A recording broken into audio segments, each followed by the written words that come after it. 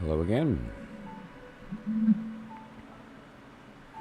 So, I want to kind of full disclosure, warn everybody that it's going to be an emotional stream. I just, it's been a very tense time for a lot of people. And when you do what I do, and you kind of put yourself out there to receive and to process and to give something back, every once in a while, whether it's the period of the time that we're in, or even just random, there's these ebbs and flows, where there's these moments where there's like this dense pain, where everybody's going through something really deep, like really dark sometimes.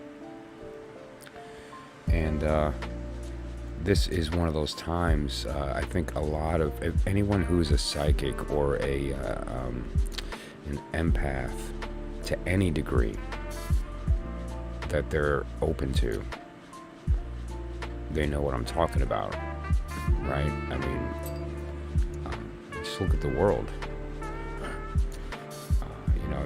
If you consider that human behavior is sort of a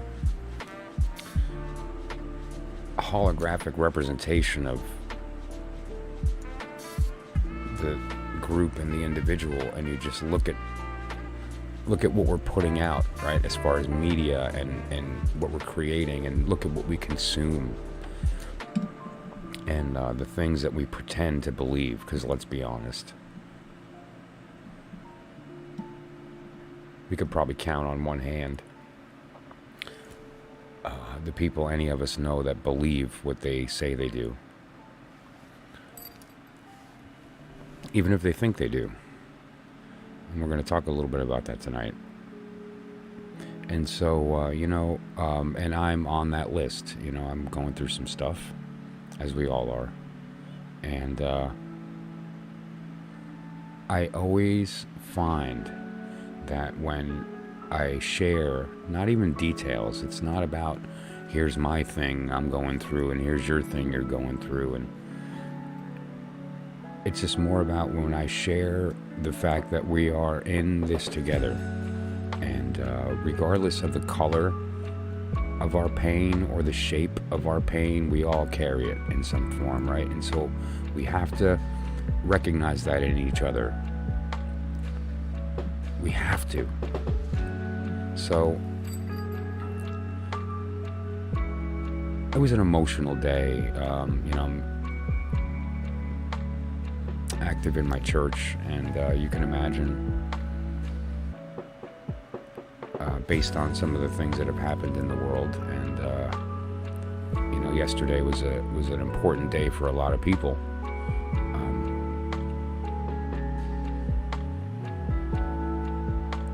And so that said, it's another reminder, really, of kind of where we are. And I was thinking, when 9/11 happened, my wife at the time was pregnant with my first child. Our daughter, Samantha, was in the womb, and she wasn't going to be born for a couple of months. She was born in December of that year, right? And so,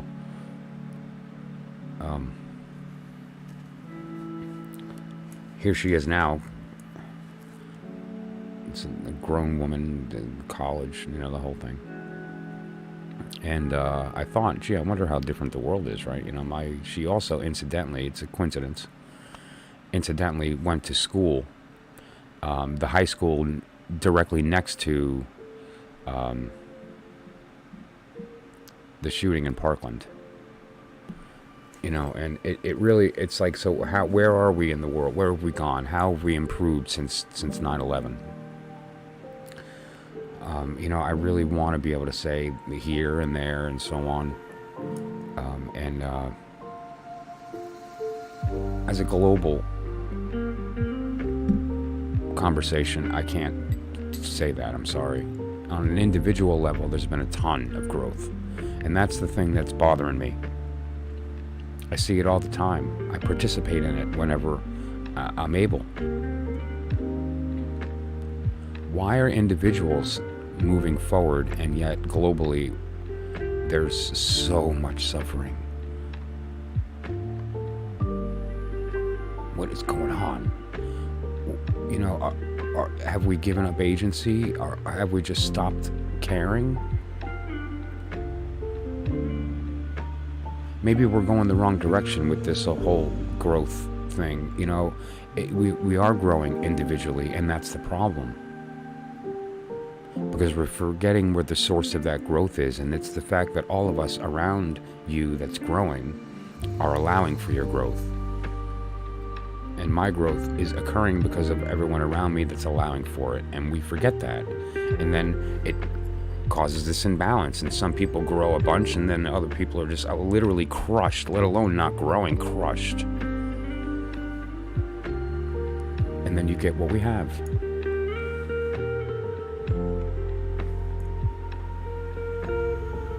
And we have the power to change that. We have the power to insist that change. And some things you can't fake.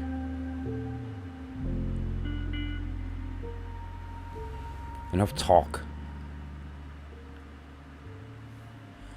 Participate in the change. Be it. That's not a bumper sticker. It's not a title for a New Age book.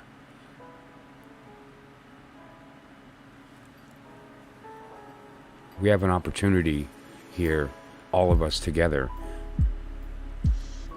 And that doesn't exist apart. That doesn't exist alone. It won't happen alone. So we have to kind of shift our definition of this movement of self-love, self-help, and change that. We can't do it together. Enough helping yourself. Tell you what, why don't we just at least do it like 3-4 at a time, and instead of self-help, we'll be like quad help, like a group of 4 people, just like a little clutch of people that love each other and help each other grow and become awesome together. We kind of have that with friends, but not really. There's politics, there's nonsense. It's like, forget about self, like enough. We need each other, man. We need each other. Hello, Lydia. If you just popped in on the stream, this may sound strange and out of context. You may want to start over and then you can hit live when you catch up. Yeah. And you know, there was a time I was going to create a segment where I did tarot readings based on local events, world events. And every time I looked at like articles doing research for what I was going to read on, it was always ugly stuff going on in the world. I mean, and some of it was really awful. And so I thought, I'm not going to put that on the stream. That's not what I'm trying to do. I'm trying to bring insight. I'm trying to bring growth. I'm trying to bring openness so that people can have the ability to maybe see a side of themselves they hadn't, and maybe that can create some change, right? And so by just focusing on the negative is not a good idea. And maybe this channel and the time that the universe conspires for us to be together, we should use that opportunity to do something else, right? Have some fun, learn about each other, you know, look at some pretty art, and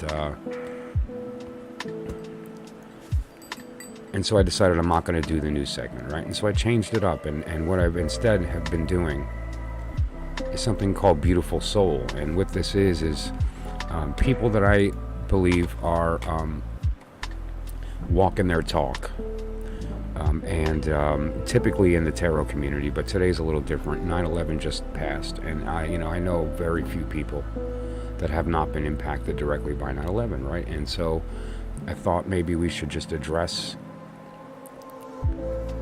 the opportunity that we have here to recognize that we need each other, and to enough of this self stuff and more of us. I was the word spoken to create the universe. That's God's job. It's not our job to say I, and that's all we do. We're supposed to say us, right? I mean, so I'm going to do my best to get through this. There's a beautiful thing happened today at church, and this poem was read, and it's something that this poem was written immediately after 9/11 happened as a reaction to it, and I thought it would be prudent to read it here as well. I had a very visceral, real emotional reaction to this poem, and I expect that others will as well. And then once we talk about the poem, we'll move on to the channel, and we'll have a good time tonight and throw some cards. But I think we need to feel for a minute, and I'm being serious about this. The world is in a bad place, and it doesn't need to be. And it's our job, it's our responsibility to ourselves and the world to stop this selfish nonsense. How dare we? Who do we think we are? Like, the clothes I'm wearing came from a cotton plant. I didn't make that happen. God made the plant happen. The earth grew that plant. I had nothing to do with that. Everything I eat used to be alive. Everything I wear used to be alive. This desk used to be alive. I had nothing to do with it. Everything is a gift. And so, we need to get over ourselves. So in the meantime, some of you may know this. It was obviously a very impactful piece of poetry, and when we talk about the author and the circumstances of it being written, it'll make a lot of sense why I decided to do this here today. Hello?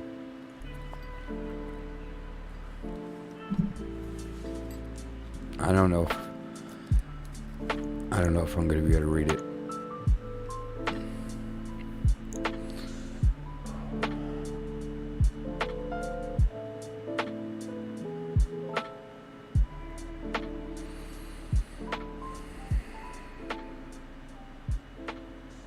I'll be opening the list in a moment. Yeah, just I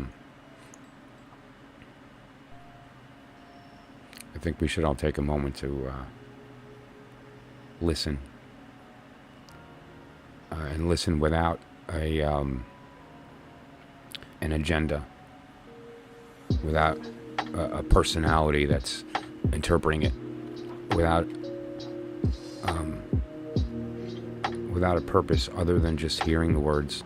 The person who wrote this is not a human being.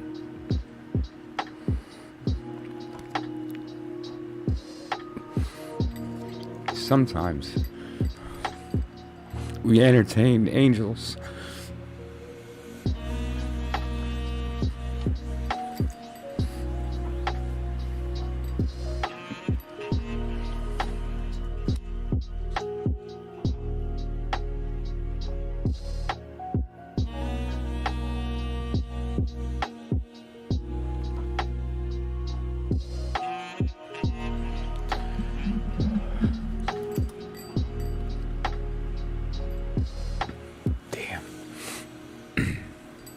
I didn't think I was going to be able to do it. I was hopeful, but I didn't think I was going to be able to.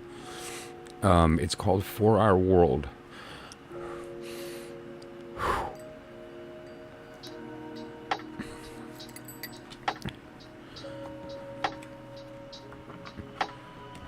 We need to stop. Just stop. Stop for a moment. Before anybody says or does anything that'll hurt anybody else. We need to be silent, just silent. Silent for a moment. Before we forever lose the blessings of songs that grow in our hearts. We need to notice. Just notice. Notice for a moment before the future slips away into ashes and dust of humility. Stop.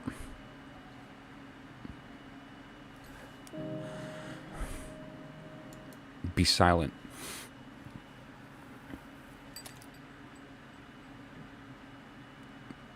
And notice. In so many ways, we are the same. Our differences are unique treasures. We are a mosaic of gifts to nurture, to offer, to accept. We need to be, just be.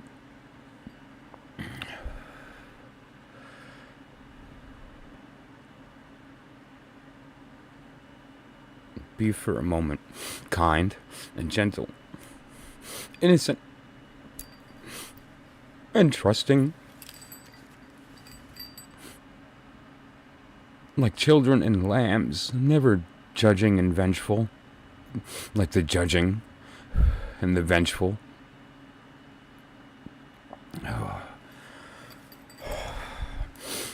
And now let us pray differently, yet together. Before there's no earth, there's no life, there's no chance for peace.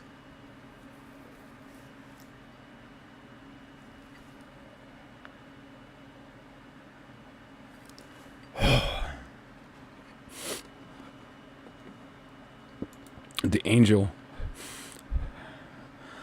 who fell so that we can know this.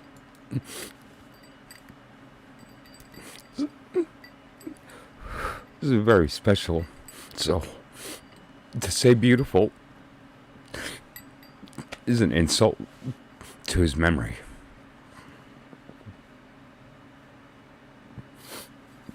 When 9/11 happened, he was 11 years old, and he wrote this a couple hours later. And he died just a couple of years later.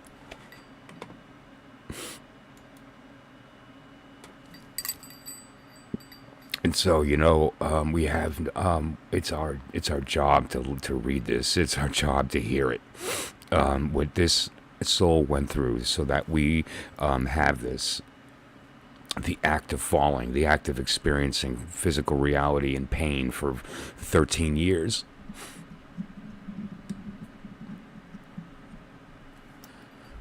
The world lost this poor boy. There's a link in the description to the website.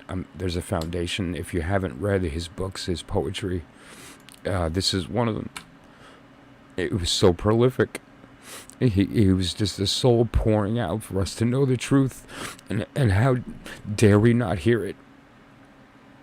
If you've heard of him and you experienced it, maybe it's time to revisit. Every time you read them, there's something new that we need to hear. And how lucky are we that we have the technology to look at it anytime we want, to share it with anyone we want. I took the opportunity to do that tonight. So, this impacted me very much. When it first happened, it impacted me very much today when I heard this again, and was reminded of the beautiful gift of this angel. And, really the prayers to his mother, who had to experience the loss of him, so that we will know this message. Don't forget the cost of those words. The cost of these words are incalculable. And so how dare we squander that? Take them in. It's God talking to us, man. It's time to stop ignoring it. We need each other. Alright, so, I'm sorry that's the way I started the stream tonight. My goal is to keep it light and keep it approachable, so that we can open up to each other, and so that we can grow together. And there's enough negativity, and I like to keep it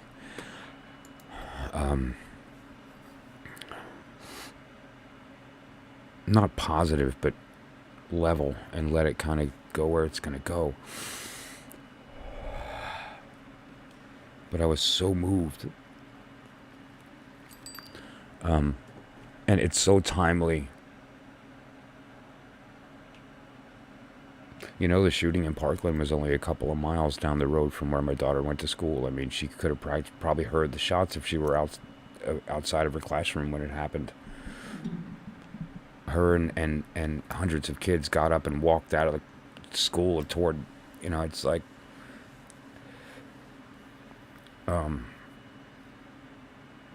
enough.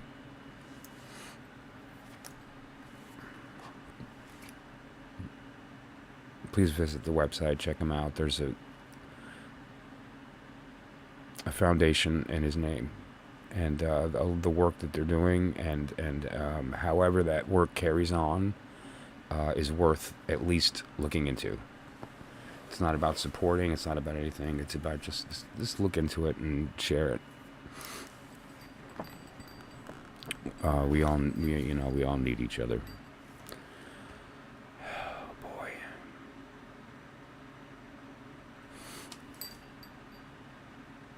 So, I picked a couple of topics to talk about. I mean, there is some things that are happening right now that are going to affect us all. We're moving into a new period of time. For those of us who are in the, sort of like that middle point between astrology and tarot, and honor the decadent. We're moving from the Venus into Mercury. We're moving from the 9 of Pentacle into the 10 of Pentacle, and so that's kind of a significant jump with respect to the energy that's going to affect our behavior here, and that's going to affect our mental state, because whereas the 9 was the rest and the punishment being anxiety, and the 10 it's a very different circumstance. And we're going to get into that. The Hermit doesn't change until the next month, but there are some other dynamics that have changed and that we're shifting through right now.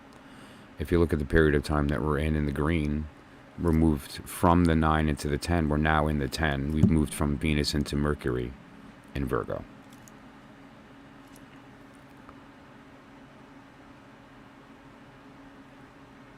Now, we should definitely guard against being overly critical during this period of time, just in general. I mean, imagine the energy of Virgo in Mercury, right? You want to talk about critical. So you may find yourself being a bit impatient. You may find yourself being a bit rushed when you don't need to be. But at the same time, it's an opportunity for you to kind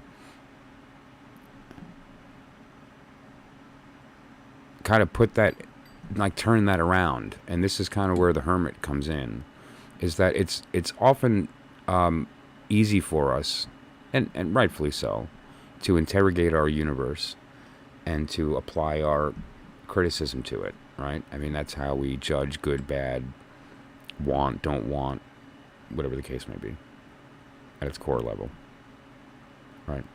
But it's not always easy to turn that around and to apply that to ourselves, where we're critical about ourselves, right? And now on a spiritual level, that's really important, because the spirit is unchangeable. However, it is under the yoke of the will and the body and this experience. And however, when those two talk, everything's easy. There's no suffering, there's no pain. But when they don't, the opposite, right? And so, tarot as an example is an excellent tool to kind of get a really good perspective on where are we coming from, where are we going, so that we can now apply ourselves to that individually and see how we fit into that circumstance. Do we change, or do we have the power to change the circumstance? Is it inevitable, or is it within our power to impose our will? And under what means and under what steps does that occur, right? And so that's what we're trying to do.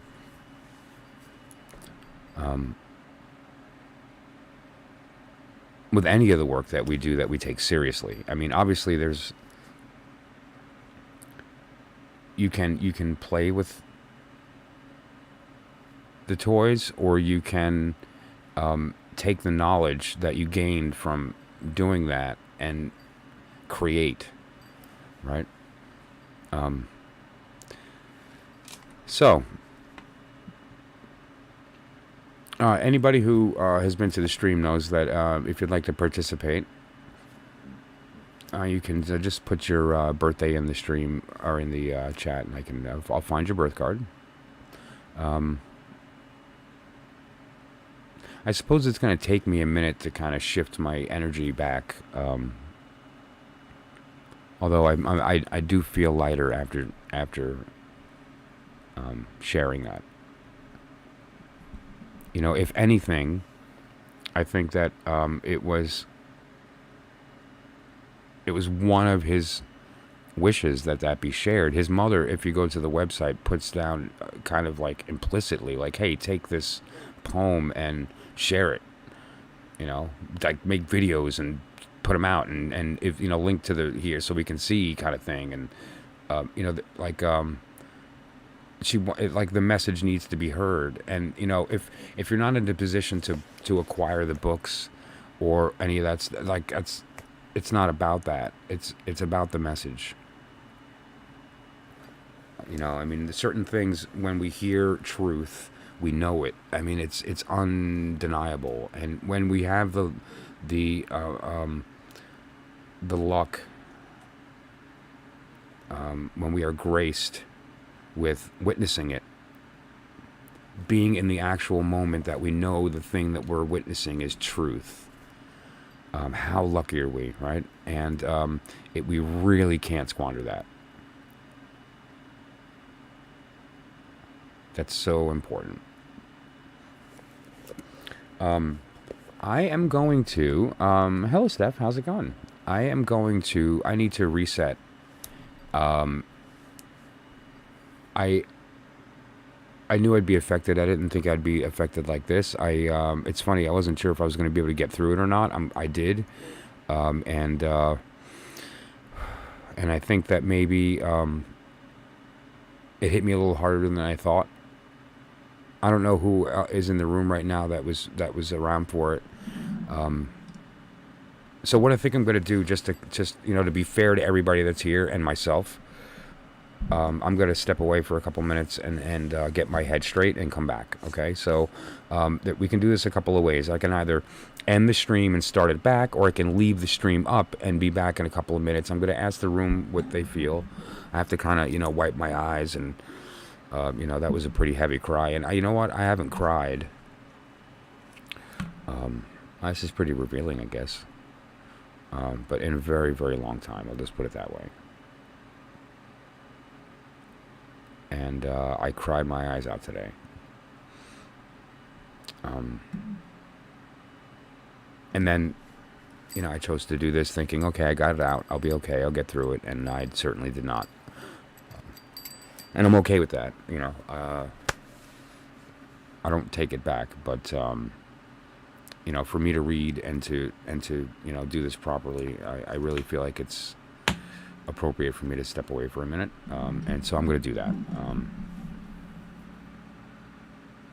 So I'm going to just...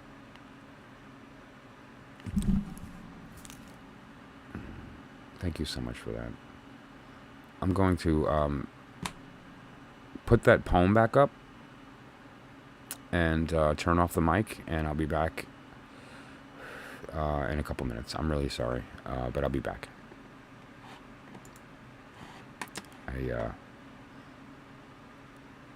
I didn't expect it to hit me this hard.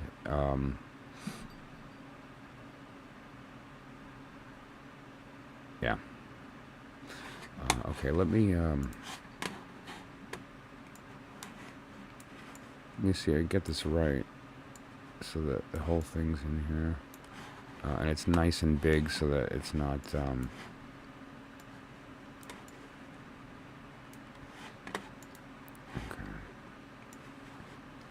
all right there,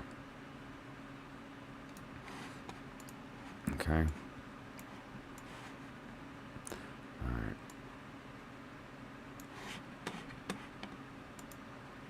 Okay, guys. So I'll be back in a couple of minutes. I really appreciate everybody. If you're not going to hang around, I really encourage that you watch the beginning of the stream back. And I promise when I'm back that it'll be a normal live stream. Okay, guys. So I appreciate that, and I will see you all in a couple of minutes.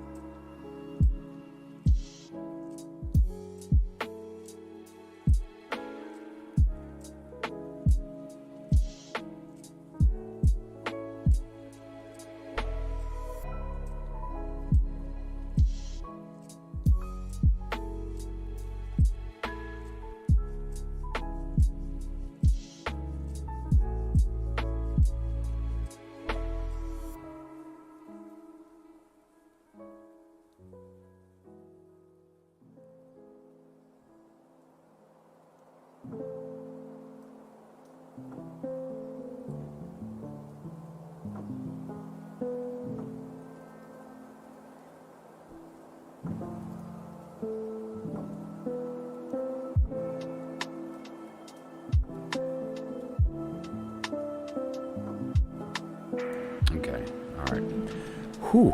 Shake that off. Love, love, love, love, love, love, love, love, love, love, love, love. Okay. Wow. Okay. That's really the message, right? That's what this angel that was sent to us was trying to say. And everything you read, everything he did, really, really, really, truly, it was about that. So why am I holding this silly book, right? I thought it'd be fun to kind of change the energy up right away. I think this is going to be a lot of fun. Whoever's still here in the chat, first of all, thank you for sticking around. That means a lot. And what I think would be like a really kind of cool thing to do, I don't know if I've mentioned, I am pretty active in my church, and we a couple times a year do a yard sale to raise money for various things that we do in the local community. Long story short, this happened to have been at our yard sale at a church, go figure. Came from one of the parishioners. Anyway, it's a really interesting book from the 70s that is a book on astrology, the sun signs, including risings and so on. However, it has an interesting twist. It's kind of like the dark side. It's like a fun kind of like everything you always read is always like warm and fuzzy, and like here's all the positive sides of all the signs. This kind of takes an interesting approach of like, here's what the signs look like for real. And it's just neat. I don't know, it's neat. And so anyone who wants to participate in that, just throw your sun sign down and we'll read it. One of the things I think is fun too, there's very specific physical attributes of the signs, and they're totally off the wall. So it's a lot of fun. So for instance, I'm a Sagittarius. So and when I first read it, I just thought it was a blast because it couldn't have been more off. It's kind of like the polar opposite of what you'd expect. It's just funny. And there's also each sign is given a cute title that is kind of like the humorous side, you know. Cora, thanks for stopping in. Doing well. It's a kind of a pretty intense emotional roller coaster. 2-2. Okay, so are you still in Pisces, or did you? Let's see.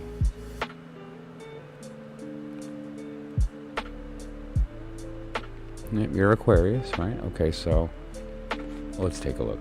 Let's have fun. Okay, so first of all, there's a couple of interesting like descriptions. And there's also whoever had this book prior, like highlighted a bunch of stuff. Okay, so Aquarian, the fame freak. I love that. That's like the, just so you can, all right. Just let's get context. When was this printed? 74. So that's just great. Okay. Here, I lost the page. Sorry.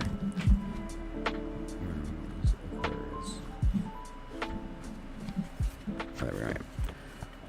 So I just think that's adorable, right? Physical appearance, right? The Aquarian has a large domed head. The crest of the head is high and wide. The forehead is wide and square-shaped. The well-defined bone structure gives a large, well-planed face, and there is often a hollowness to the cheeks above the jawline. It is a distinctive, craggy face. The neck is slender and the shoulders are broad. The back is large and long, and the hips are wide, and the legs bony, and the feet large. Aquarius is the tallest sign of the zodiac. So, how accurate is it? Luana, you're next. What do you think, Cora? Did it nail it? Let's see what else we've got here. Oh, see, they highlighted a bunch of stuff here.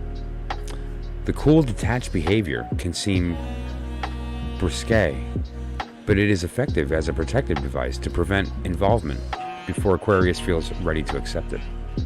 And then, their private nature makes them seem heartless, And they can be cold as ice, even cruel, enjoying the discomfort of anyone who interferes with their privacy.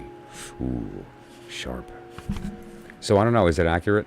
Kinda? Yeah. I mean, I'm sure some of those are going to work, right?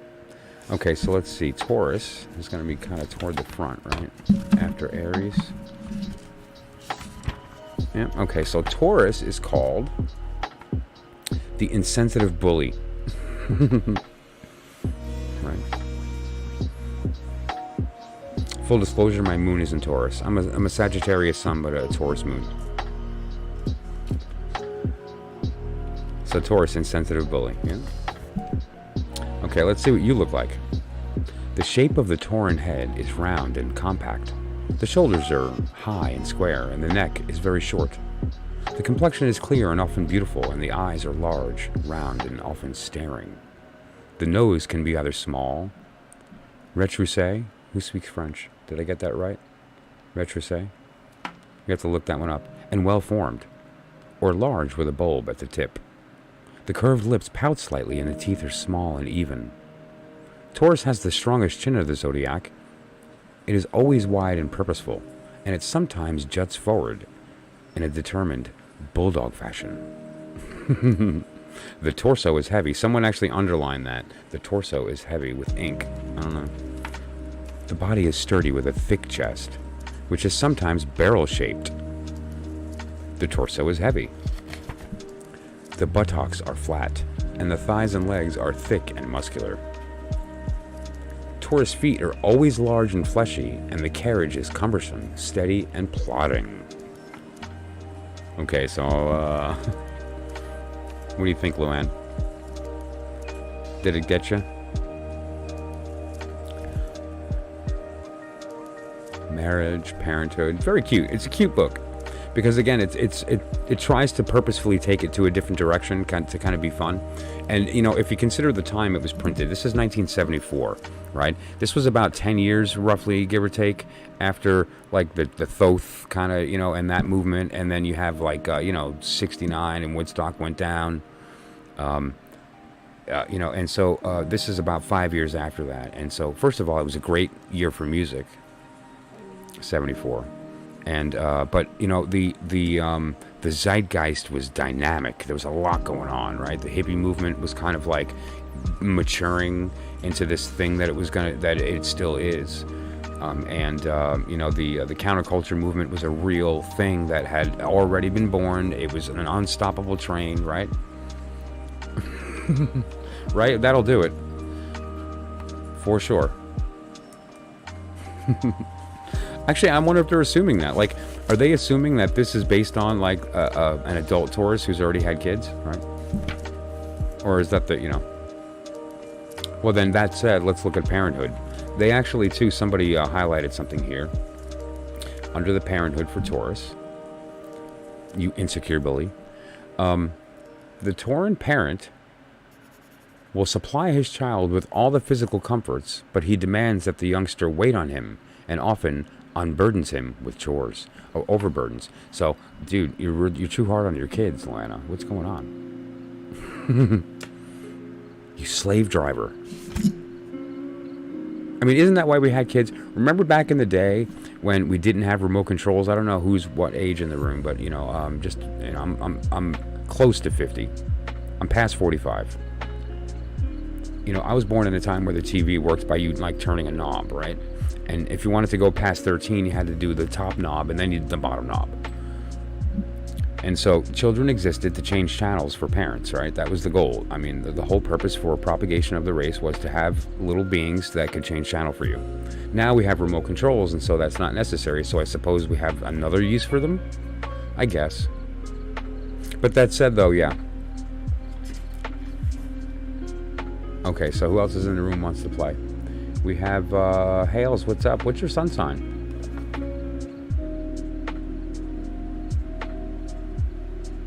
Oh, yeah, right. I have 3 daughters, but, you know, obviously my stomach didn't change too much. You know, I don't know. It's funny.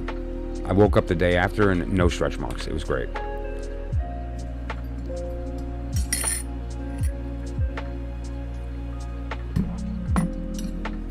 All kidding aside, though, Libra. Okay. All kidding aside, though. Okay.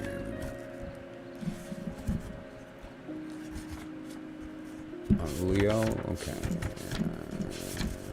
Virgo and Libra. The narcissist.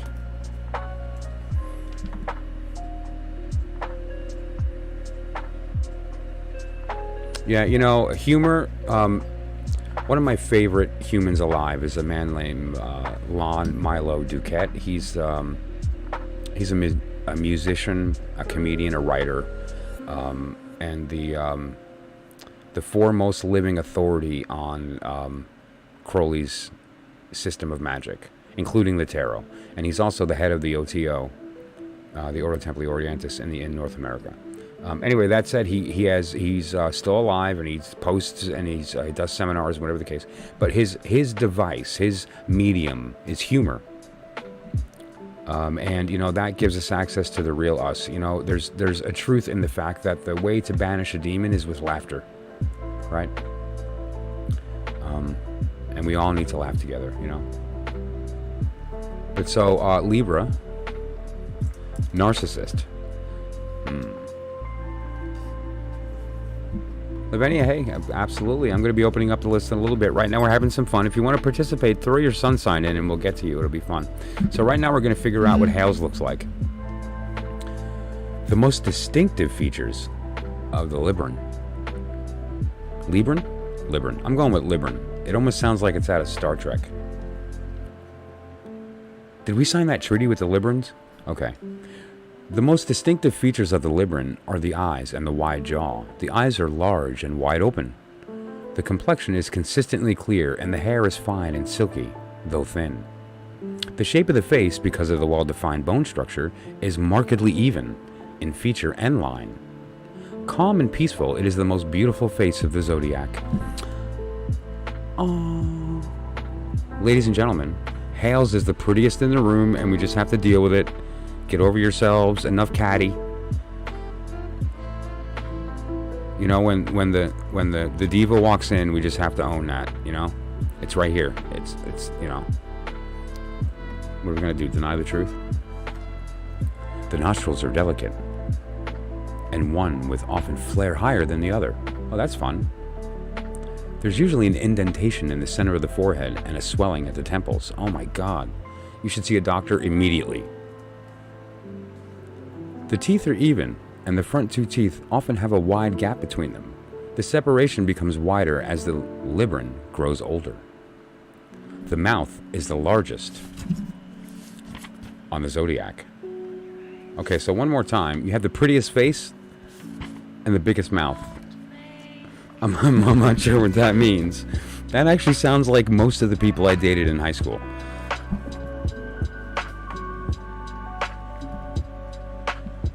The Libran body is graceful and athletic, and there is a constant urge to exhibit its beauty.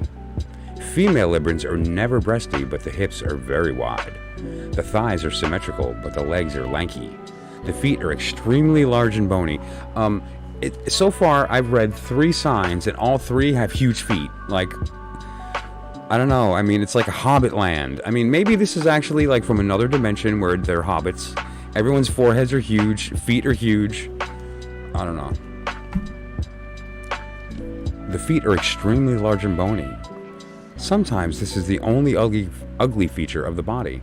The torso is both male and female, is slender, long, and never fat. Okay, so yeah, so they're not really hobbits. They're kind of like a cross between a hobbit and an elf. An elf bit? No.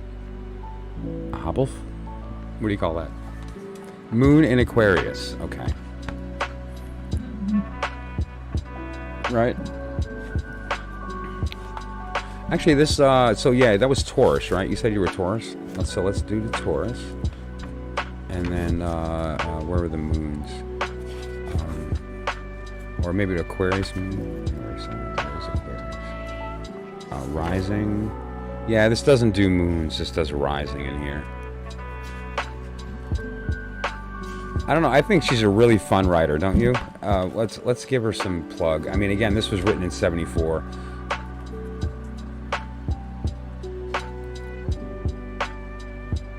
Sun sign revelations. An unusual, practical, revealing, unflattering, lighthearted, astrological guide to the perverse personalities of our friends, our enemies, our lovers, and ourselves. Maria Elise Cremer. Perhaps why she's thrown in a lot of French. That makes a lot of sense. So yeah, what a cute book, right? I just think that's adorable. Okay. And thank you for that. So, and anyone who wants to too, just let me know, you know. I'll be happy to pull it out. And we can do, there's other stuff too, because it doesn't just go over physical appearance. Personality, love, marriage, parenthood, friendship, career, and then the rising signs, right? Okay. So like in my case, I'm a Sagittarius. This is fun. I'm just to kind of give you the, because everyone has seen me on the channel from here up, right? And so I'm 5'7" and 150 pounds, right? So I'm like dead even frame and short, right? And so here, where's my Sagittarius? And this is just so funny because it's literally polar opposite. It's okay. Sagittarius, okay. De Don Juan. Hello, I am Don Juan. So, physical appearance, okay. Tall, symmetrical, and well proportioned. So like right away, like, okay. It's funny too, you know, Facebook and so forth, somebody will inevitably post a picture from like 3rd grade and then tag everybody. Well, that happened. And however, my 3rd grade is, like 78, 79, like I forget, like maybe 1980. I forget what year it was. I don't remember. Anyway, so it's everyone lined up, right? And you've got the kids in the back, and then the next row, and then the next row, and then the people, right? And so I'm kind of in the 2nd row. And then you've got everybody lined up, and then me, and then everybody else. And I'm like this little, and it's such an obvious, you know, it's cute. There's like a hole in the picture. Like your eye immediately thinks is someone missing? And then you see that there's a head there. That's my head. So Sagittarius has a tall, it's just classic. Also, I don't know if they do this nowadays. When you're lining up for stuff, when I was in grade school, it was always done by size order, right? Like the smallest kid would walk in first, and then it would be size order until the biggest kid in the back. Well, guess who's always, literally always, you know who's behind me? The Asian kid. I was shorter than the Asian kid. Anyway, so, and he was a good kid. We were good friends. But so anytime it was graduation, assembly, I was the first thing everybody saw until 8th grade, right? Until finally some people caught up and I wasn't the shortest. I was in the group of the shortest, right? So that's just funny. The face is long and well formed. The brow is high and narrow. There goes that hobbit brow again. Although I guess, okay. Is it narrow? I don't know about narrow. It's high but not narrow. Nose is long and well shaped. I don't know about long.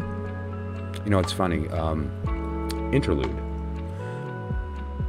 I have an Italian background. 3/4 that I know of, and the other one's like a little who knows. Some Polish, but mostly Italian. And my mother, sister, and brother all have blue eyes. What'd I do? Was I Hitler in a past life? Like, seriously. I'm gorgeous. They're all beautiful people. Blue eyes. Like, come on. Curly hair. I didn't get the curls. I didn't get the blue eyes. Like, what's going on with that? The nose. I didn't get the Italian nose. You know, there's certain things culturally that we like to kind of carry, right? And we take pride in. And, I don't know. I often get accused of being Canadian. Go figure. So yeah, we'll jump back to this and we'll take a look at it throughout the night just to have fun, right? And just keep the energy light and have fun. So that said, there's a lot of topics I like to cover, and I'm going to kind of skip those since I spent so much time on other things, and we'll kind of throw some cards and, have some fun with that, and then see how the evening progresses. Right? So let's go there. Today's spotlight deck, which is what I'll be using for the readings, is the Deviant Moon. Anybody who knows Patrick Valenza knows how beautiful his work is. And this is kind of like, this is his breakout deck, right? This is his introduction. And it's really something special. It's based on the Rider-Waite system, right? So you're going to notice the symbolism if you're familiar with the traditional Rider-Waite. But this is 100% his world. Oftentimes people, and I was on this list, I am no longer, but I was, look at it and say, oh wow, it's very dark. And how do you read it without kind of being drawn into that darkness and that kind of being the crux of the reading? How do you avoid that? And it's up to us when we're reading decks like this to not allow that to happen. What we can remember is that it's kind of similar to people. The way we look on the outside and what we are on the inside is very seldom the same. I mean, actually, really rarely is that the same. And it's the same thing with a deck. Like, imagine the artwork is the body of the deck, but the voice, the message, the soul that is speaking is not the body, right? So this is just simply this person's world and their interpretation, seeing the world through their eyes, but the message is universal. And so there's a link in the description for Patrick if you do like the deck and think it's something you want to look at. It's not an affiliate link. I don't make any money or anything. I'm not sponsored by anyone for anything. I'm an individual that's choosing to do this. But I really feel that if you're going to purchase a tarot deck and you have the means, you should buy it from the artist. It's just my opinion. I think Amazon has enough money. That's just my opinion. And so that's the deck we're going to use tonight for readings. And so that said, I didn't really get the list going, and the chat's been kind of moving, so I have to kind of take a look real quick, see where we are, just to sort of, honor the list. I'm not sure who else is here or who's still here. And so if you're still here, just give me a hey, a thumb up, something to let me know that you are, and then I can form the list based on that. And then once we have the list formed, we'll go from there.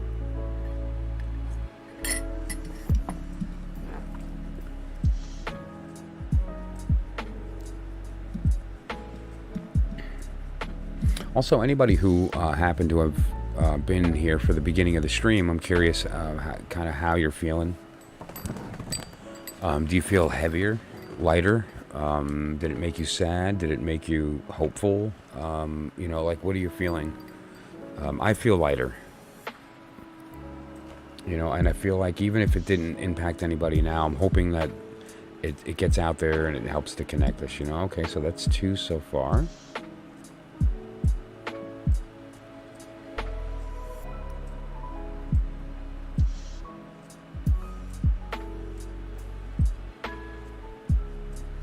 And Lavinia, do you want me to look in the book for you for the Scorpio? Let's do that in the meantime while we're waiting for the list to pop up. So far, we'll see who's on the list. Hales. Yeah, can you, is it Lavina or Lavena? Lavina or Lavena? Okay, so let's see, it's going to be Hale.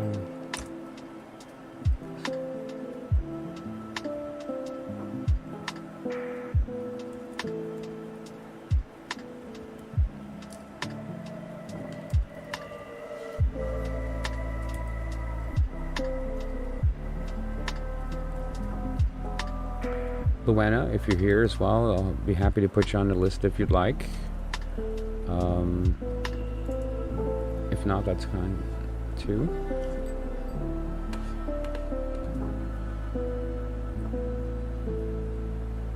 Cora, same thing if you're still here. Solicito.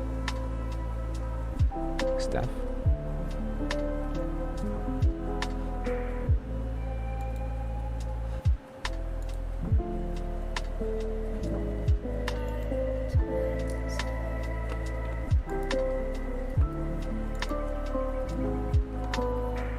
That's funny. It's sort of a limitation of the chat room, right? Okay, Scorpio. Oh, this one's fun. Okay, before we start readings, this is I don't know. It's funny. I asked like, "Are you Lavina or Lavena?" And then you typed, "I'm Lavena." Okay. Artie, hey, how's it going? So Scorpio. This is for Scorpio. This is the book we're having fun with, right? Mimi, hello. Thank you for joining. And so let's see what Scorpio is. Okay. Uh-oh. Fun stuff.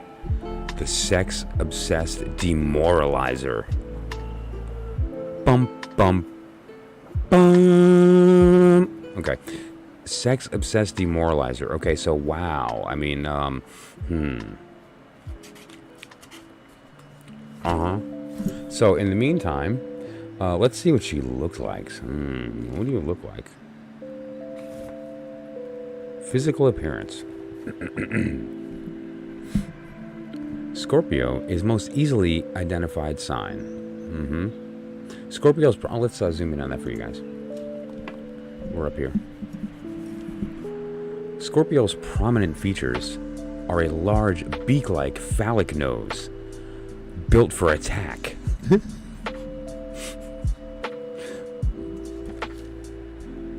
And a heavy forehead with bushy eyebrows that often meet over the bridge of the nose.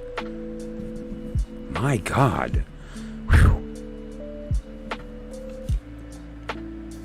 The head is the strangest and least attractive of the zodiac. The head goes straight up, narrowing almost to the egg-like shape at the crown. Okay, so wait. What was the prettiest one? Who was the prettiest? Oh, what am I? Oh, sorry, I was in the chat when I was swapping screens, and so, yeah. Who was prettiest? I forget. Somebody had... Was it Cora? Or Luana? I forget who it was. Anyway, was the prettiest sign, and so now we have the ugliest sign. That's funny. Okay, so let's see what else we got here. Oh, wait, the eye. Let's just jump to the eyes here. The eyes recede under the brow, hooded with slanting oriental lids that... Do they really use that word, oriental? When's the last time... Can we take a moment? When's the last time we saw that word used in that connotation? I think we just uncovered some racism in this book right here. So let's just see. Have we... Am I overreacting, or is there something going on? Let's find out. The eyes recede under the brow, hooded with slanting oriental lids that droop down at the corners until the eyes are almost covered. Yeah, that's some racist shit. Can I get a poll in the room right now about how we feel about this statement? Because I don't know. If I'm being honest, my initial reaction is wow, that's kind of a little bigoted. I don't know. I think that's a little fucked up. What are people's thoughts? Good. It's okay. So then, yeah, that's what I was hoping. Like when I began that whole thing, that's what I was hoping. So I appreciate that. Yeah, I don't know. That seems a bit much.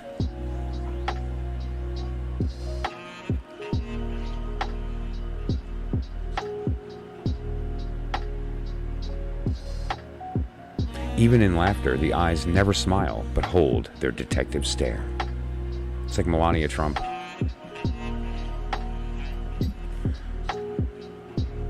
Scorpio's shoulders are hunched and heavy.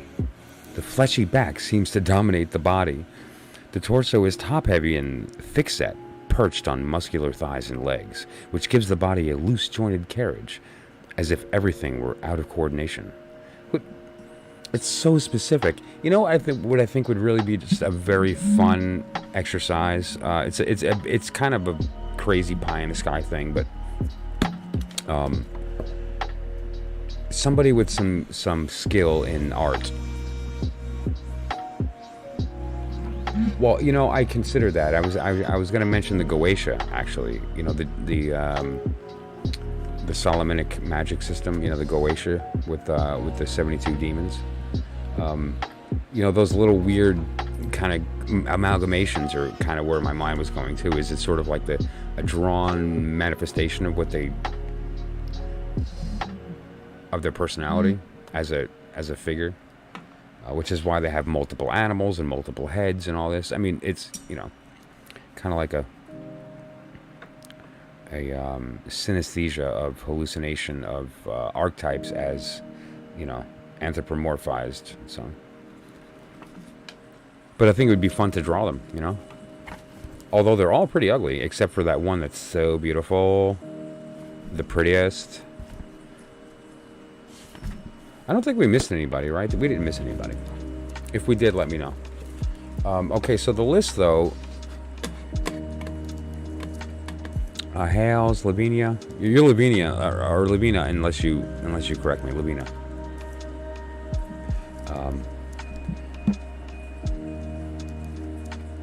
Artie's on the list. And, as far as order, yeah, you guys might have to help me to get that right.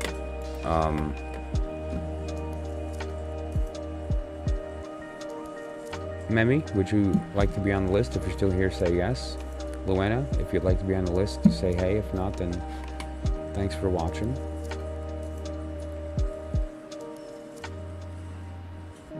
Otherwise, I think that's it. I believe that's everyone.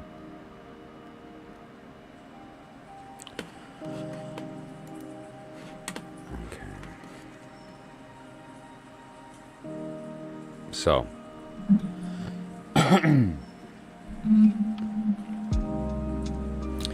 Hales, if you're still here, say hey, you're up.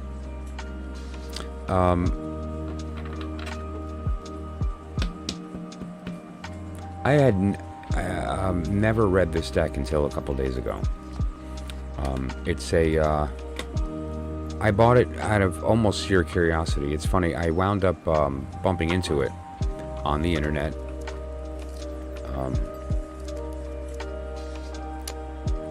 On a channel looking up a completely different piece of information. Long story short, I was so intrigued by a couple of the cards that have kind of like a personal meaning to me with respect to the art. But that said, I thought, okay, well, I'm going through, and this will be on the channel here probably in a couple of weeks. I'm going through sort of a historical anthology of the tarot, starting with the original or the oldest deck that we have, the Visconti Sforza, and up. And I think that this would be a nice addition for that kind of like genre of this cross between art and magician. There's a lot of artists that make tarot decks that are beautiful works of art, but they're not tarot. But some people have this beautiful gift of not only having the skill to produce a beautiful deck, but also have the spiritual connection, the magical connection to make it holy. For it to share that knowledge system, and he's achieved that. So. That said, is there anybody else that I missed? I think we're good. Okay.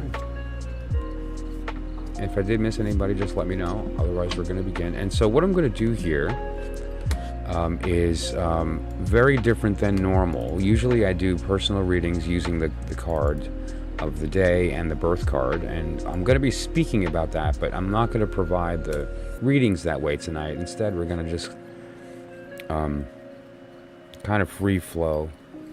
I'm feeling in a very interesting place, and I think it's going to work better this way if we just kind of say, okay, where do we need to be, and let's just let spirit guide us, and set us some structure, for the channel, like whatever. So in the meantime, Okay, this is where we are right now. And let us begin. So if there's anything in particular that you want to read about Hales, let me know. Otherwise, I can kind of go general, and we can kind of go from there. There's a reading in the meantime while you're answering that or talking or typing. There's a series of spreads that I'm going to begin to share on the channel that I've developed over decades and decades of. It's countless readings. Readings for individuals, readings for groups, readings for training, in a seminar format, in a group format, in an individual format. Tens of thousands of readings in my life. You develop different spreads that work well and that kind of great general that will stand the test of time, that have a karmic equivalent, so that it actually activates, it actually has momentum, as opposed to just trying to stuff meaning into a shape. And so one of those readings that I've kind of decided, you know what, I'm putting it out there, is Soul Talk. And I want to talk about what that word means. I've heard it in a couple of different instances or switched around. There's a lot of different ways to refer to this, but basically what it is the idea of recognizing the difference between the thinker and the observer of the thought, the difference between our body and our soul, and that our body, I guess we're using that. Our body is relevant to the human experience, but does not have access to, is not able to access reality. However, there is a bridge between communicating with our soul and reality. Crowley called it conversation with the holy guardian angel. Right? And so if we break down the inner child, the higher self, the this, the that, the so on, the holy guardian angel,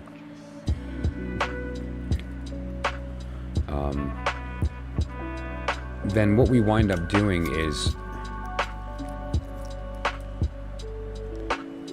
we reduce the words, right? We kind of like refine the process down so that we're not adding or reducing information. So what is conversation?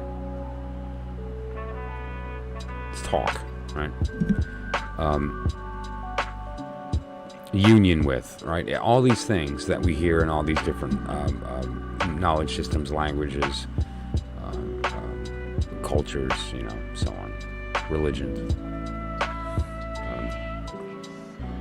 The idea is that, and now what are we trying to do? Like the holy guardian angel, the higher self, the soul.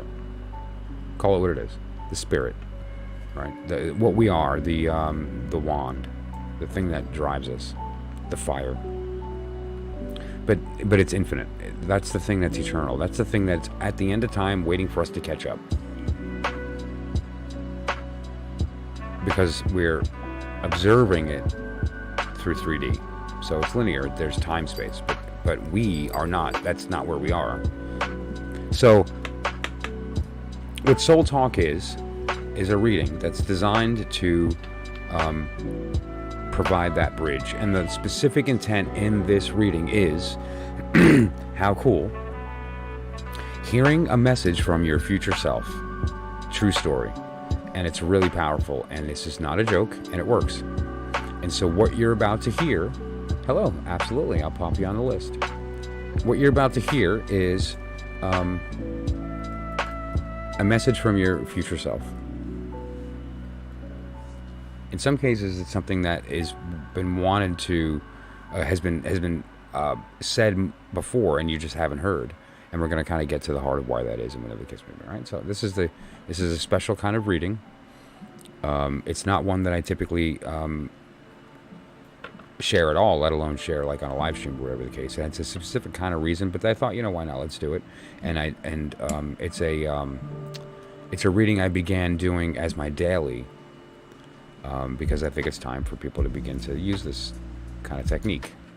So that said, this popped out, so I'm just going to use it in the middle here. It starts as 3 cards, and then it's going to evolve from there. But it starts as 3 cards. Now, if you see me turning cards over, it's because I don't read upside down meanings, and so just if I get that, and everyone has their own thing, and if you're OCD and that kind of bugs you, I understand. And but let's just pretend it didn't happen. Okay, so now you'll find that the readings in this circumstance here are going to be very often, 9 out of 10 times, stuff you always knew but didn't know you always knew, right? And so that because the thing that we're talking to, the thing that's talking to you is you. And so regardless of the environment that changes us, the decisions that we make that are not in accordance with our will, that change us, at the core you're the same. To begin with, you're just a holographic form of this thing that's about to speak to you anyway, just changed through the environment, right? So, the Lovers, the 9 of Cups, the Page of Pentacles. So, first of all, let's just enjoy the beautiful art. The Lovers, there's 3 layers of meaning to all cards. Every card has 3 layers of meaning. And the outer layer, which I call the lie told openly, it's kind of a reference to hermetic, esoteric, like magical orders. The initiation process can also be determined by basically your status, and that status gives you access to different levels of knowledge, right? And so everyone is privy to, if you pay the fee, pay your dues, your annual dues, the outer knowledge. The Lovers means love. But then, if you pay your dues and you do the studying and you participate and you make friends with the lodge master, you get into the next inner circle, and that is the truth told in secret. And now that's a little different, right? The Lovers is not love. Instead, let's just pop it out here for reference. What we have is a very different story, actually, and it's a story that we're all familiar with, right? This is the story of Adam and Eve, right? And the story of Adam and Eve is temptation. Is it Adam's fault? No, she did it. Is it her fault? No, the snake did it. So there's this idea of a tragedy, in a sense. It really wasn't Adam's fault. It really wasn't Eve's fault. It was that damn snake. There he is. And, we have him to blame. But it's a story of temptation. But then, you pay your dues, you study, you make friends with the lodge master, and you also actually think about it, and it hits you, and that is the final step of initiation, which is only available to those who actually on their own come to the conclusion. It's never told to you because it can't be. Some things can't be taught. They can only be learned. You have to come to the conclusion on your own. Now, a teacher that's good and worth their salt will elicit that experience in you through conversation, and you will come to the conclusion on your own through their help. I know that was purposely, that's fine. But the reality is that experience is possible, right? So, in order to self-initiate into that final inner circle that's only for the special, like the priest class, right?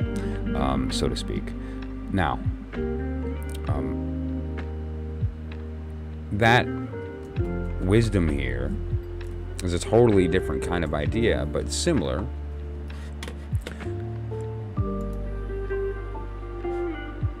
What we have, let me just pop this out again for reference. Sorry, it's a different. Is that the fall is necessary. So what does that mean? Why are you getting so heavy? Here's the deal. This nonsense that's going on, that is necessary. The fall is necessary. It's not Eve's fault. She was fulfilling her role, which was to facilitate the fall in order that matter be born. She is the mother of matter.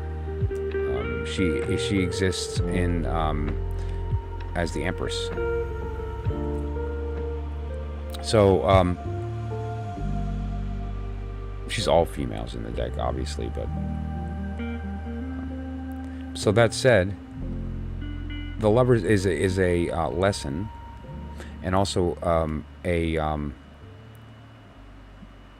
signpost that the fall is coming and it's necessary,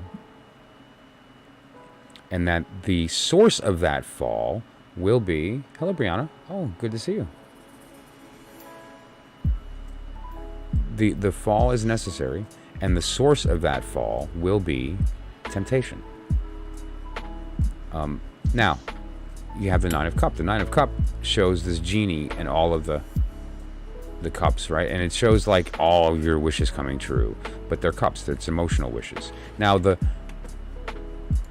Rider-Waite, let's pop it out just for context, right? We have Lovers, and now let's pop out the Nine of Cups.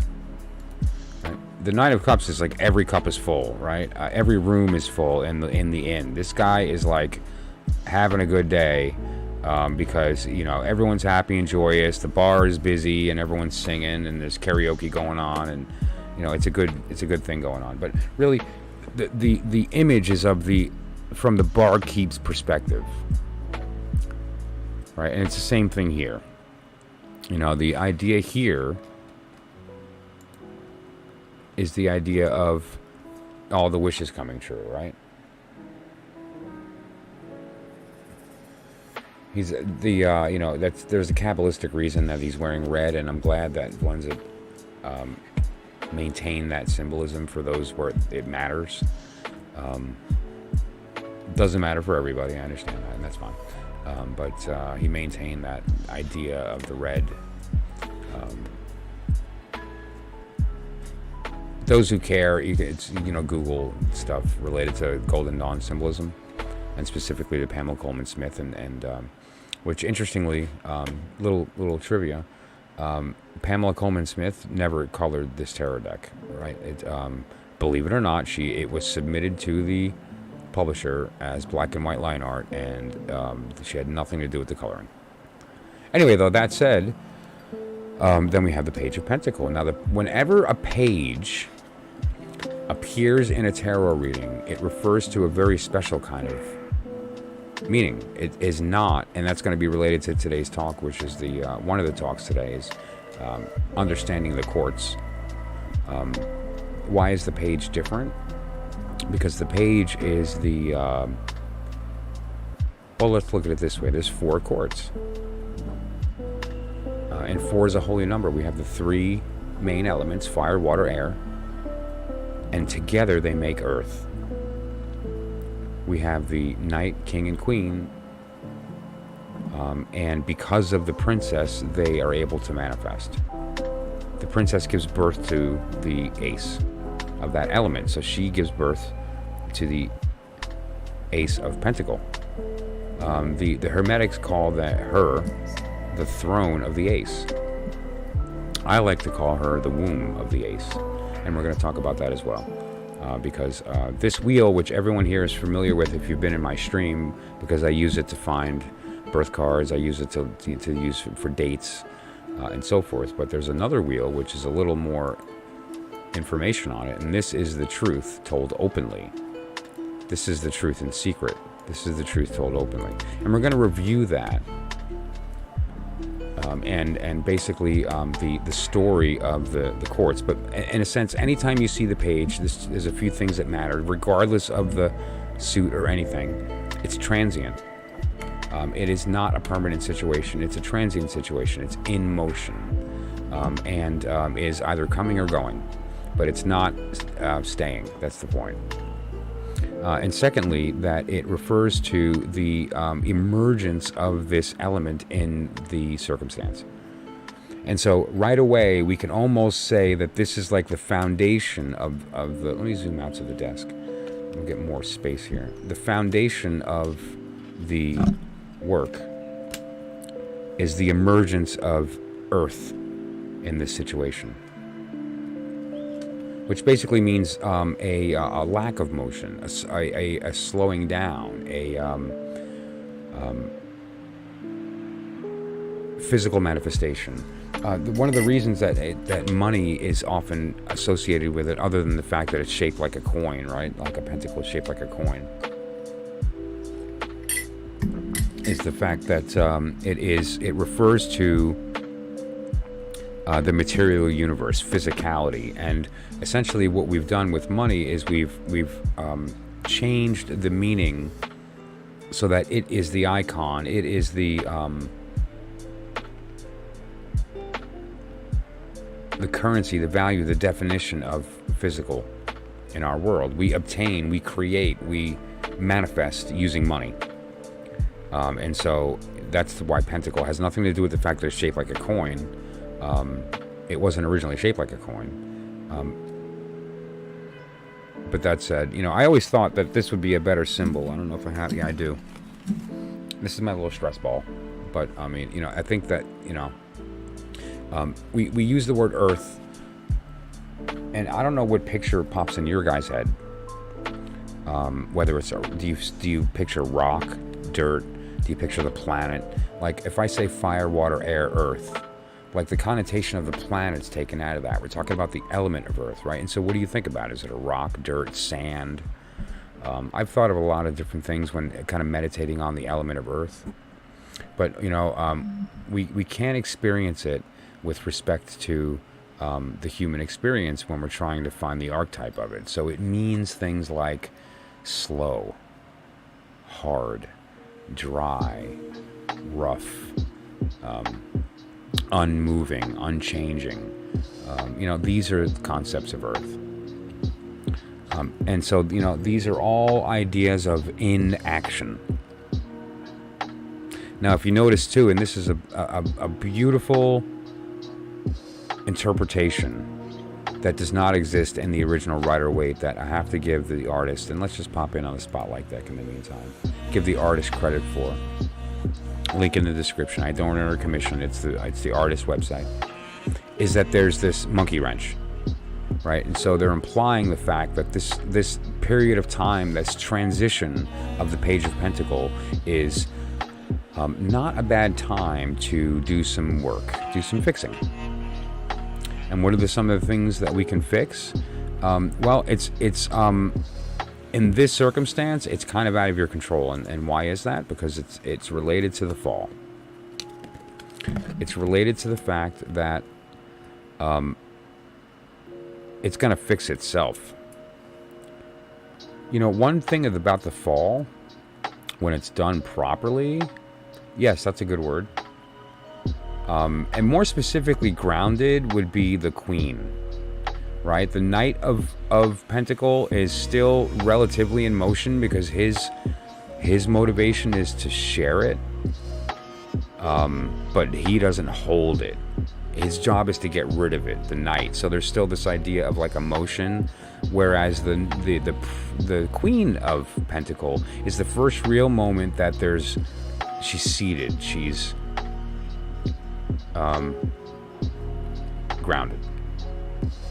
This one could use grounding, right? This is, and here's one of the reasons why. Let's look at this wheel. Let's use this moment to give the example here. And actually, I'm going to go here instead, so I can draw. Here's the secret, right? So the fact is that right now we are in this period of time based on our date. We just entered this period of time right here, right? And so now we can look at that another way. We can look at it this way.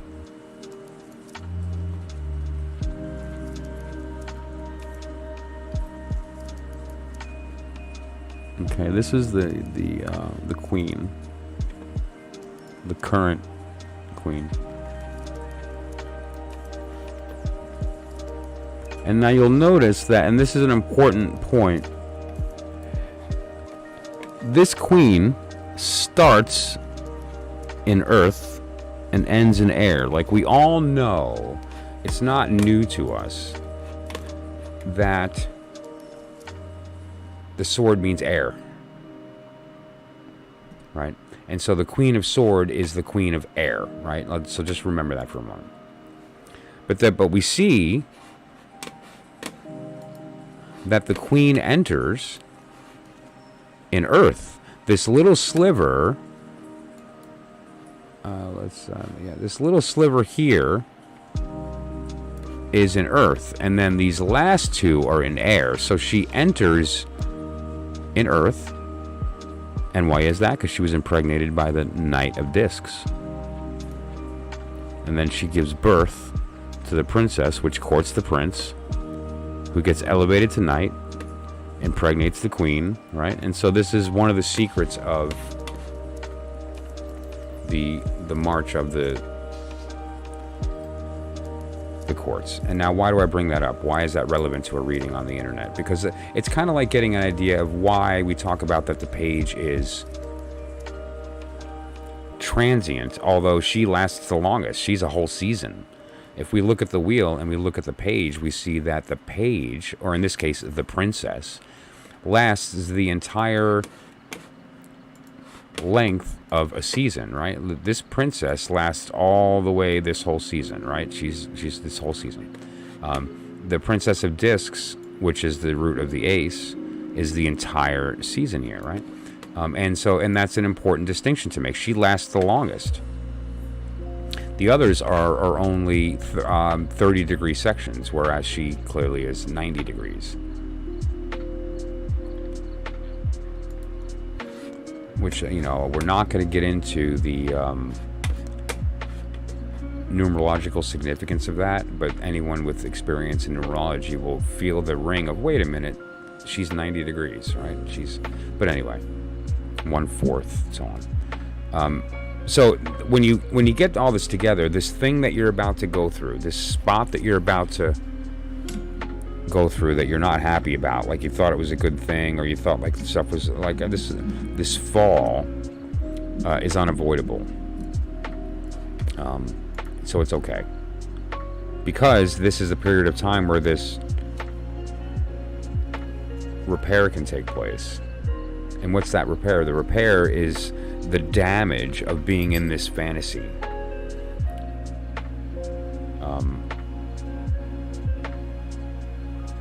There's an overall energy of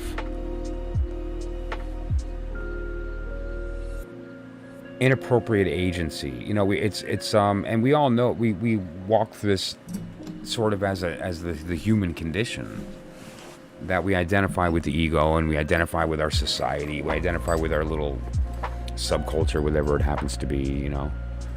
We identify with our physical form, and that's okay, because we're navigating a world that we have to use that form to experience. And so it's fine, but we can't think that's all we are, right?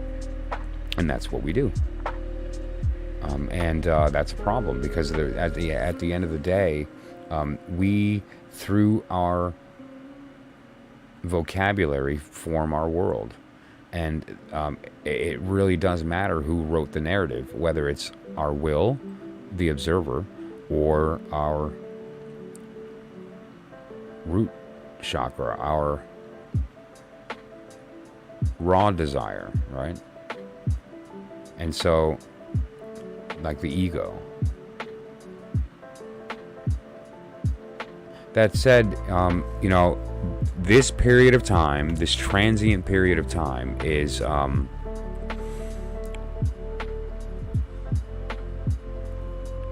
let's not forget that the fall is inevitable. So this period of time to make the change, it's kind of out of your hands. It's sort of like you can take the opportunity or not. And if you don't, then the fall occurs again. You know, it's just sort of like a cycle. And if you do the work, then this is going to change anyway, right? The fact is that we always move cycles. And kind of where we are on this wheel is different for everyone. I'm not going to get into that at all on the live stream, literally ever. That's a very kind of in-depth thing that I do with clients. It's never relevant on a live stream. It's too complicated. But basically, we find out where you are in this. But that said, there's always a transient. The princess always changes, and it's predictable when that's going to happen. The only thing that is different is each individual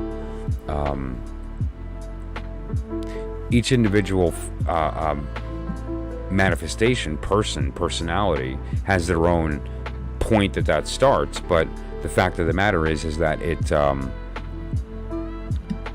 it will come at a predictable time. And so if we know that this is about to occur, we can prepare for it. And the deal here is that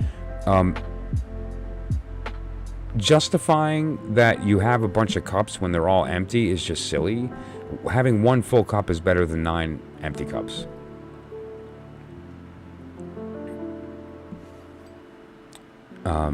Yeah.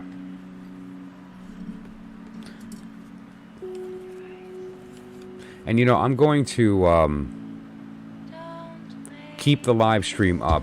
You know, I find oftentimes with readings on the internet, they're shorter than they need to be. That's just the reality. And there's a lot of stuff we can't get to just because it's not, first of all, it's not fair to the other people who participate in the stream.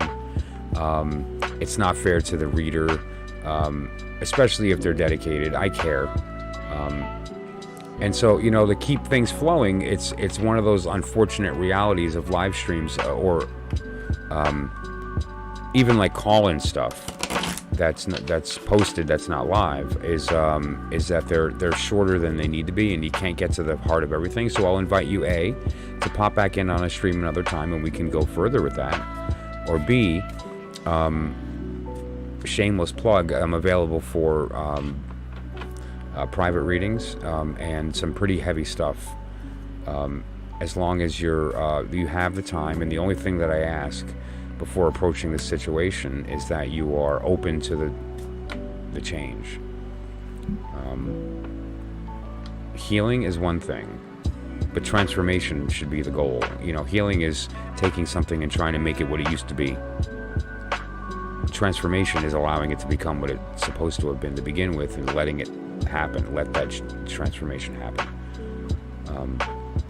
And so very often the work that I use is to kind of use it appropriately. Imagine if you were given the ability to get a perspective that is literally not really available. It's not readily available to the conscious mind. Your normal person walking day to day that does not have access to this tool, does not have access to this information. It literally does not exist to them. And all you have to do is take it seriously. And if you do, you'll have access to not just information, but to your individual truth, which is unknowable otherwise. And so you have conspired for this information to be presented to you. It's incumbent upon you to pay attention to it and to utilize it to facilitate that change. And if you don't, then so be it. But what a wasted opportunity, all right?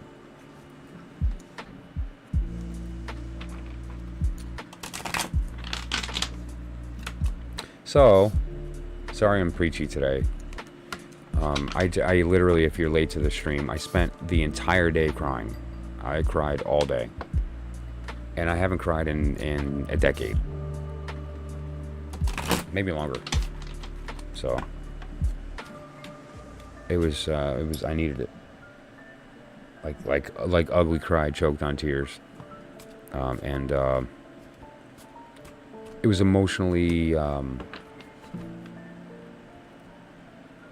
expensive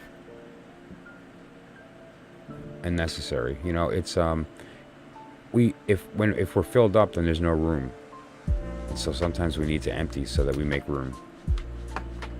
And man, I spend a lot of time not letting that happen. Right?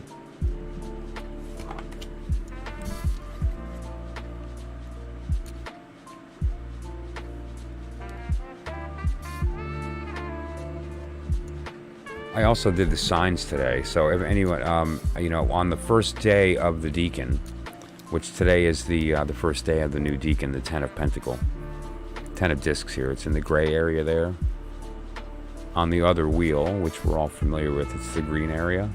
We just moved into September 12, 10 of Pentacle, Mercury as opposed to Venus in Virgo, right? And you'll see this wheel has the same information, but more. But it's the same information.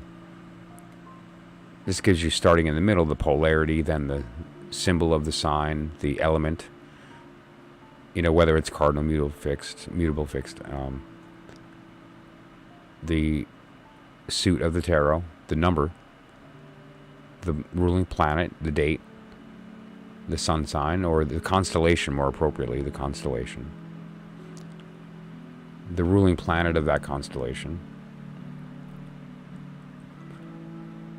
That meaning is relevant to astrology. It's an astrological correspondence related to angles. And now we have the trumps. Or not the trumps, the courts, the court cards. And then the outermost ring are the aces and the wands, right? And now the only thing that's missing on here is the trumps, the major arcana, which they're not. They're represented in the three different areas. The three mother letters, which are the three elements. So that would be all of the fire signs, all the water signs, all the air signs. And then you have the 12 signs and then the 7 planets, and that's the 22 majors. So they do appear here. They're in the form of the signs, the planets, and the elements. And in this, you know, it's the same idea with respect to the it's literally the identical diagram. This and this are the same thing. It's just presented differently. This is the same thing. These and this are the same. You know, it's just the difference between and I've mentioned this multiple times, and I think it's a great lesson. There is the lie told openly, the truth in secret, the truth told openly. And now the message is identical, right? The message is the same regardless of the source. That's why tarot, if you know the system, the artwork doesn't matter. Prior to that, it does.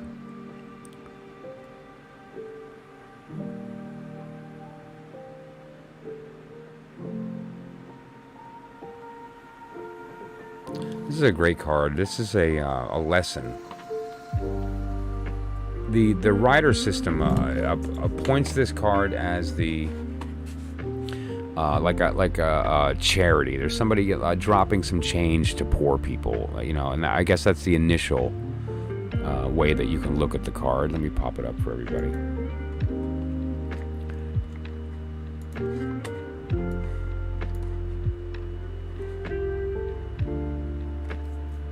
Now, there's a scale, and there's a lesson in that scale that's really big here because, you know, that scale is dead even on the Justice card, and it's tipped here on purpose, and it refers to injustice, and the fact that this person in the clothing, which we've already seen, we saw this in the 9, right? is recognizing that fact. They recognize the fact that injustice exists, and they're not giving because they look good doing it. They're not giving because they feel like it's the right thing to do. They're giving because in their heart they see the injustice and they know that they are in the position to fix it. And they're choosing to do that. They're choosing to balance the scale. They see the scales in balance, and they're, at their own expense, in their own will, choosing to make that right. Which we kind of can use a little bit of in this world right now, right? I mean, geez. And as you go through the path of the pentacle, you see the reward of that is the 9 and the 10, but that can only be achieved if you do the proper work, right? If you're of means and you choose not to express that, that's okay. But I think that the understanding and the application of the knowledge that we're the same looks at something like wealth, the way that it exists today, as to say an injustice is an understatement. Because it's all just born on the actual, just the fact that the system exists to begin with. The fact that we have capitalism or money as a monetary system rather than, hey, I'm good at cooking. Oh, really? Well, I'm hungry and I have chickens. Oh, really? Well, together, guess what? You're going to eat. I'm going to eat. You're going to enjoy the food. And by the way, my buddy can build a house, right? It's more complex than that, obviously. But it didn't have to be. It just became that way. It's the law of entropy, right? But so what's our recourse? Together, recognizing that there's a better way and doing that, doing something about that.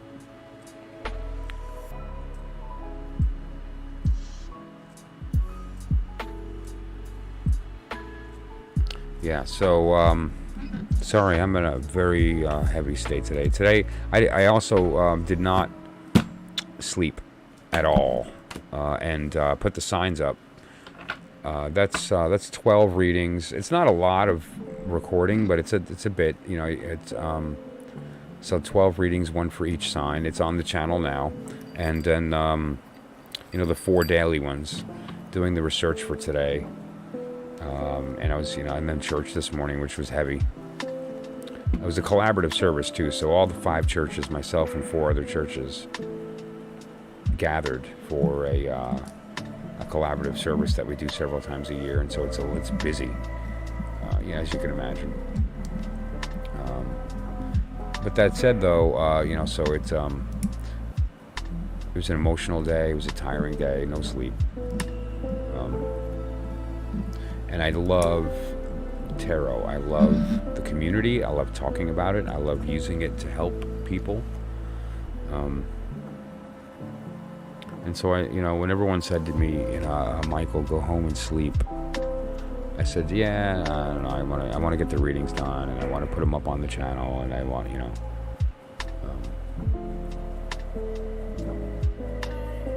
but I am losing it fast. I don't know if there's anything I wanted to cover or that I missed. I mean, we moved into the 10 of Pentacle, and I will be speaking about that for the next 10 days. The readings for for today are up on the channel now, so you can look these up now. Good stuff. I was much more awake. But that said, I apologize to anybody who jumped in the stream, late.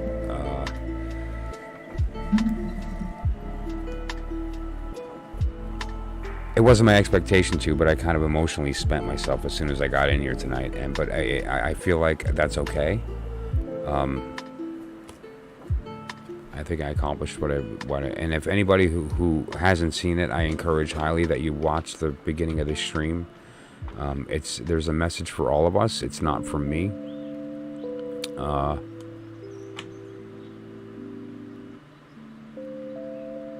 And a lot went into us seeing it, okay?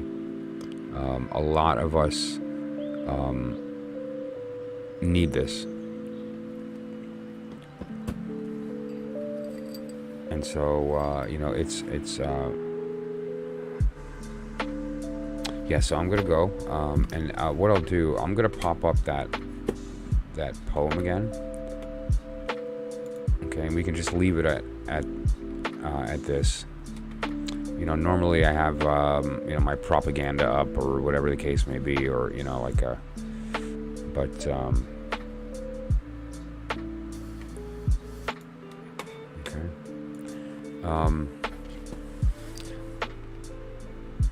I will be live again. You know, it's funny. I wish I had a hard answer on that. I stream every day. And it's typically, it looks like it's 1:30 to 2 o'clock Eastern time. I'm in the United States, Northeast. I believe I'm 5.5. I'm minus 5.5 GMT. Right now, it's 4 a.m., right? It's 3:56. It's a couple of minutes to 4 a.m. And I usually get on, you know, 1:30 to 2 o'clock, I guess, is accurate in my time. So about 2 hours ago. 2 to 2.5 hours ago. And then, and I tend to stream every day. Occasionally things come up and I'm not able, and I'll pop in midday or whatever the case may be.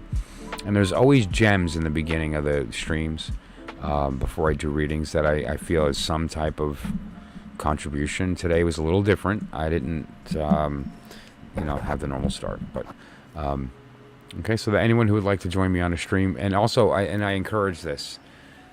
Anybody who participates in my stream is privy to a free personal message, and the way I do that is I locate your birth card and apply it to the period of time that we're in right now, the decadent. The system is very old. The knowledge is real. There is strong magic in the Deacons, and that said, although I'm not able to get to it in the stream here, doesn't mean I'm not able to get to it. And I honor this. Anybody who comments on this video with their month and day of birth will get a free reading in the comments. And it's not just some nonsense. You know, I interpret, and you know, you'll get a couple paragraphs of my thoughts on what I'm seeing. Okay, and I really appreciate anyone that participates in the stream here. You know, sorry for a weird night. I guess I'm not. It's an emotional day. You know, there are people that today is a really hard day for them, and what they experienced, we can't know. I'm very fortunate that although 9/11 touched my life, 9/11 did not touch my life directly. I have a cousin who worked in the building and survived. He got out. And he worked with a lot of people who didn't. And so it's not about forgetting or not forgetting or whatever buzzword is on the bumper sticker. It's about love, and not forgetting that. So I'm just gonna leave this up, and I will see everybody in 24 hours, you know, 22, 21 hours. And, you know, look, right now up are all the sign readings, as well as the normal 4 daily readings for today. Okay, so please check them out. If you find any value in what I'm doing, all I ask is that you like the video and consider a comment. It really does mean a lot. And if you'd like to participate, just make sure that you comment with your birthday, and I'll take care of you, okay? That said, otherwise, have a great night, and I'll see you guys soon. Good night, everybody.